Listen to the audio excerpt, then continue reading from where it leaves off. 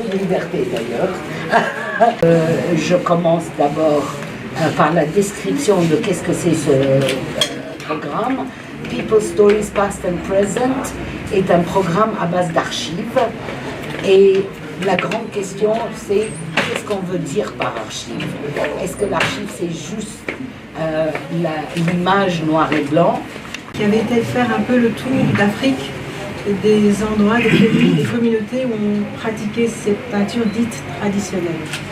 Les photographies étaient... Là, on est en Mauritanie avec une des itérations de People's Stories Past and Present, et c'est un programme d'archives qui est initié par moi-même dans le contexte de Docsbox, qui est une institution basée à Berlin pour former les cinéastes arabes et africains.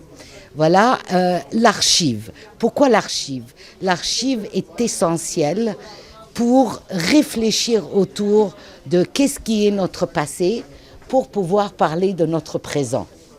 Voilà, donc comment réfléchir autour de ça? C'est une question de comment on s'approprie notre propre histoire. Comme les éléments de notre histoire sont éparpillés partout dans le monde. La moitié du temps, on n'en a pas accès. Et c'est surtout dans les archives coloniales que ça existe. Ou si on a accès, on n'a pas l'argent pour payer. Voilà. Pourquoi l'archive? L'archive est essentielle, pas comme nostalgie. On a besoin de savoir quel est notre passé, poser des questions pour les générations futures, pour pouvoir avoir notre présent et notre avenir.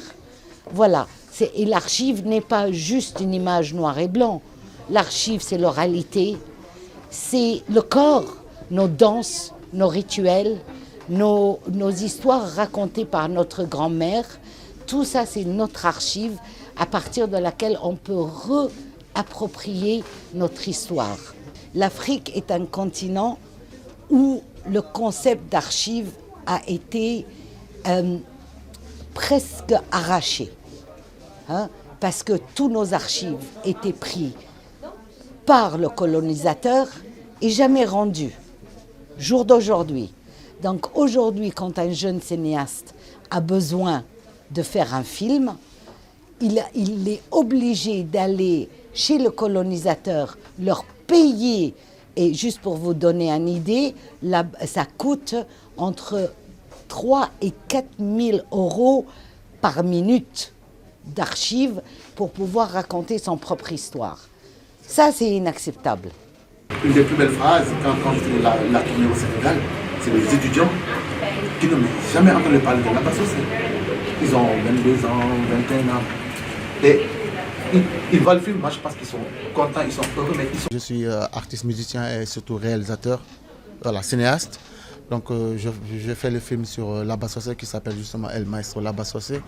C'était une façon pour moi de le fixer dans le patrimoine. Voilà.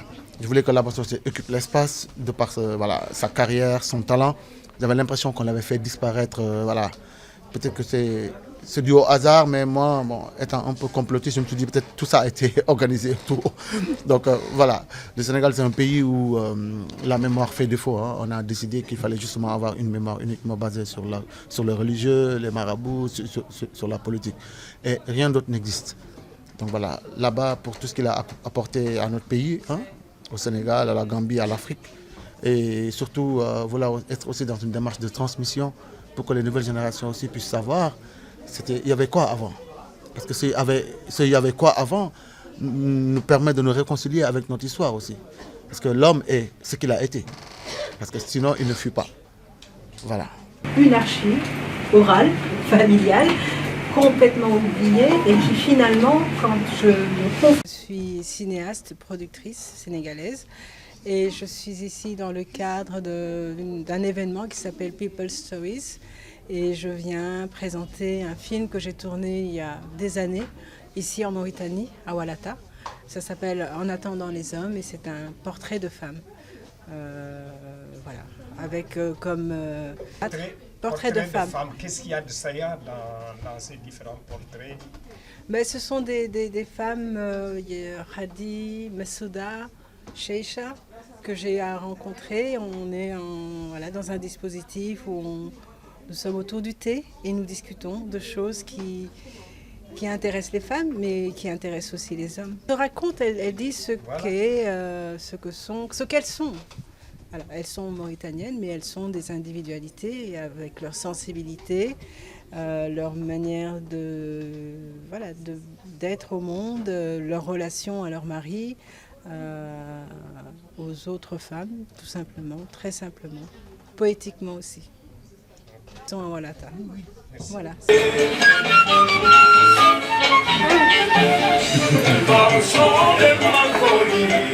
Quand tu vois là-bas, tu entends là-bas, tu penses toujours tout de suite cette musique.